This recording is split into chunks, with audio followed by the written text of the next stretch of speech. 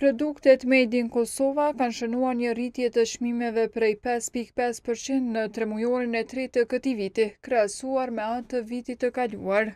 Sipas të dhënave të Agjencisë së Statistikave të publikuara të mërkurën, ngritja më e madhe e çmimeve vrehet te veprimtaritë ekonomike të prodhimit të mjeteve motorike me 23%, energjisë elektrike me 20.8% e prodhimit të tekstilit me 14.2%. Derisa produktet kosovare shënuan rritjen e çmimeve, një rënje të lehtë patën produktet që importohen prej 0.2%, krahasuar me tremujorin e tretë të 2024-s e 1.9% krahasuar me tremujorin e dytë të këtij viti.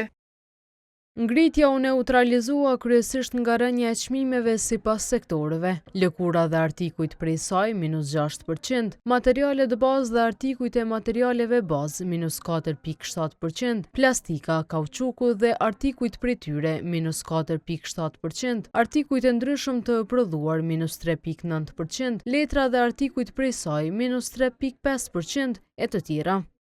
Ekonomisti Edison Jakurti ka shpjeguar se pse po ndodh ky fenomen. Megjithatë, Jakurti thekson se nga janari deri në shtator çmimet e importeve kanë shënuar një ndryshim e që janë për 0.5% më të lira se sa vjet në periudhën e njëjtë.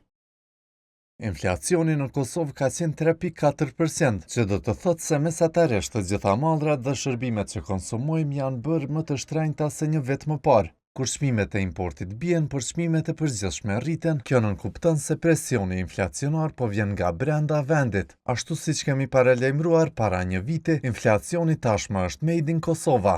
Ndoshta është mirë që më në fund po prodhojmë edhe diçka tjetër përveç krizave politike. Jakurti kishte alarmuar në fillim të vitit pas vendimit për rritje të çmimeve të tarifave të energjisë, se Kosova po prodhon vetë inflacion dhe se kjo po bëhet për përfitime nga bizneset, për shka sipas tij po heshtin institucionet. Çmimet kanë shënuar rritje gjatë tërë vitit. E me gjithë këto shtrenjtime, inflacioni sipas ASK-s u rrit veç për 5.1%, krahasuar me tetorin e kaluar.